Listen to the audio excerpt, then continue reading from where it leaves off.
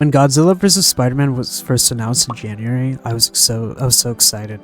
Not just because Spider-Man shows up to fight the King of the Monsters himself, but he wears a black suit, and even better, this takes place right after the events of Secret Wars. I took the liberty of going to Midtown Comics in Times Square and purchased a copy to read it for myself, because I love the black suit of Spider-Man. He is absolutely my favorite. Needless to say, this was awesome to read.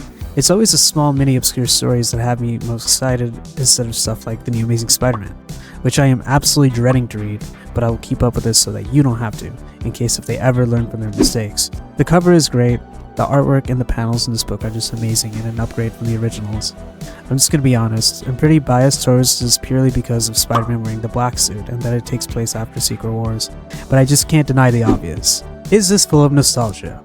The answer is yeah. This is just full of the Spider-Man stuff we already knew with small twists. Like for example, Godzilla gets a glimpse of the symbiote and actually affects his transformation over to Venom, and the fact that Mary Jane is back to being featured into Peter's life, despite the fact that at this time Peter and Felicia are romantically involved and broken up with Mary Jane.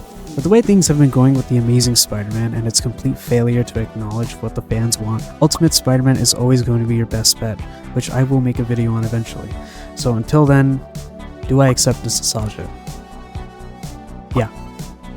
Black Suit and Blood did it, and I'm perfectly okay with that, but this should be a reminder to the Marvel editorial on what the fans like me really liked about Spider-Man stories and what the fans don't like.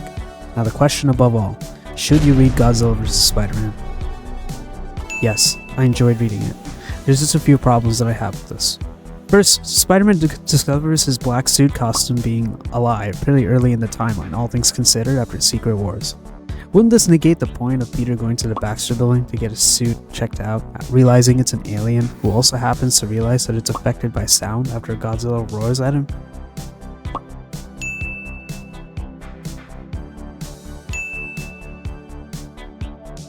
Secondly, Eddie becomes his god Venom, which obviously doesn't reflect into Eddie's first appearance as Venom. What happened to that? Will that ever be answered? I'm just going to assume this is more like a what-if situation, but that's okay.